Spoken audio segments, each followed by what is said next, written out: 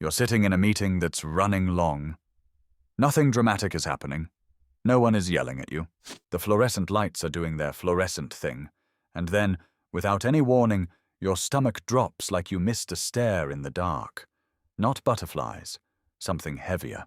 A slow, grinding clench that starts below your ribs and works its way up into your chest. Your brain hasn't registered anything worth panicking about. Your body already started without it. That's not a metaphor. That's a biological transmission. And the signal didn't originate where you think it did. You've been told your whole life that anxiety lives in your head, that the problem is up there, in the thinking, in the ruminating, in whatever your brain decided to catastrophize about this week. And sure, your brain is absolutely involved. But here's what nobody told you. The conversation started somewhere else, about 2 feet lower. In the dark, wet, bacteria-dense tube that runs from your throat to your tailbone, there is a second nervous system containing more neurons than your spinal cord. And it has opinions. Your brain didn't invent your anxiety alone. It got a memo first. The gut-brain axis is the name scientists give to this two-way communication highway, and calling it a highway is almost too polite. It's more like a fiber optic cable running through your body that's constantly lit up, constantly transmitting, and completely indifferent to whether you want it to be quiet. The vagus nerve is the main wire.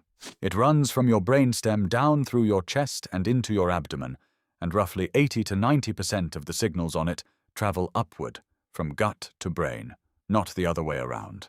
Your gut is not waiting for instructions. Your gut is filing reports. Here's where it gets genuinely unsettling. The microbes living in your intestines, the trillions of bacteria that make up your gut microbiome, are not passive tenants. They are actively producing neurotransmitters. Serotonin, the molecule most people associate with happiness, with mood stability, with not wanting to flip a table during a Tuesday afternoon meeting. 90 to 95% of your body's entire supply is manufactured in your gut, not your brain. The squishy organ you mostly think about when it hurts is running the world's largest serotonin factory, and you didn't even know it was on the org chart. Your gut bacteria are your pharmacists. They just never introduced themselves. When those bacteria are healthy and balanced, serotonin production is stable, vagus nerve signaling runs clean, and your brain gets a steady stream of chemical information that says, situation normal, no immediate catastrophe, you may continue existing comfortably.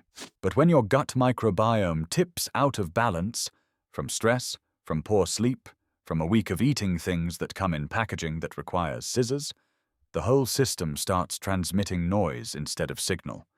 Inflammatory proteins called cytokines, specifically TNF-alpha and interleukin-6, start flooding the bloodstream. And here is where your body does something that should genuinely offend you.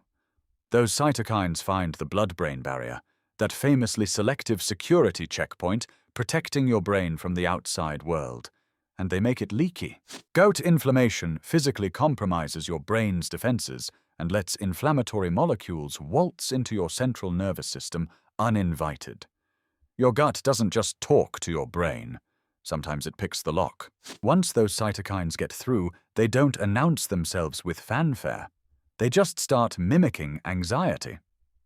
Elevated inflammation in the brain produces the same symptom profile as an anxiety disorder: racing thoughts, hypervigilance, the sensation that something is deeply wrong even when nothing is visibly wrong.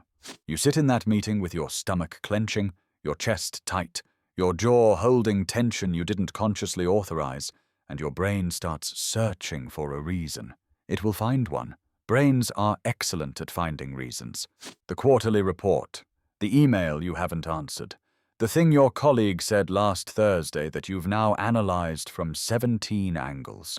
The cause was bacteria. The brain wrote the story. This is why the research on gut bacteria transplants should stop you cold. When scientists took gut bacteria from humans with clinical depression and transferred them into healthy rats with no history of mood disorders, no traumatic backstory, no reason to be anxious, Those rats began displaying anxiety-like behaviors within days. Their gut microbiome changed, and their emotional state followed. The bacteria didn't move to their brains. They didn't need to. They just started transmitting different signals up that vagus nerve highway, and the rats' brains received the transmission and acted accordingly. Your mood is, in part, a broadcast, and you are not always the one controlling the frequency.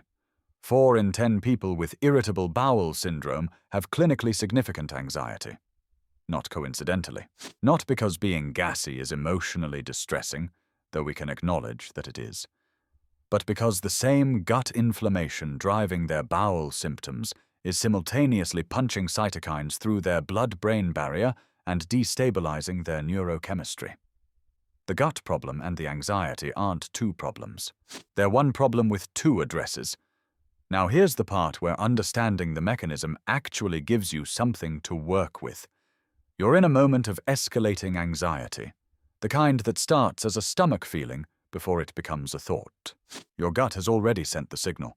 You can't intercept it mid-transmission, but you can change what gets transmitted next. The vagus nerve runs in both directions, and physical movement, even something as undramatic as a 10-minute walk outside, the kind where you're not listening to anything, where your feet are actually touching the ground and your eyes are moving across a real horizon, activates vagal tone in a way that begins to quiet the upward noise. You're not distracting yourself. You're physically changing the electrical environment in the nerve that connects your gut to your brain. The signal shifts. The clenching starts to ease, not because you thought your way out, but because you moved your body through space and gave the wire something different to carry. Over the longer term, the bacteria matter.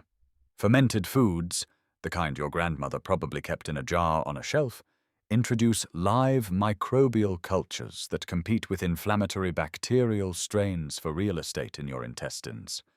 Fiber feeds the bacteria already producing your serotonin. These are not wellness recommendations. They are maintenance protocols for the factory that makes 90% of the molecule currently deciding whether you feel okay. You didn't have anxiety because something was wrong with your thinking. You had anxiety because something was broadcasting fear from below your diaphragm, and your brain, loyal to a fault, believed every word. Your mood has always been a gut feeling. You just didn't know how literally that was true.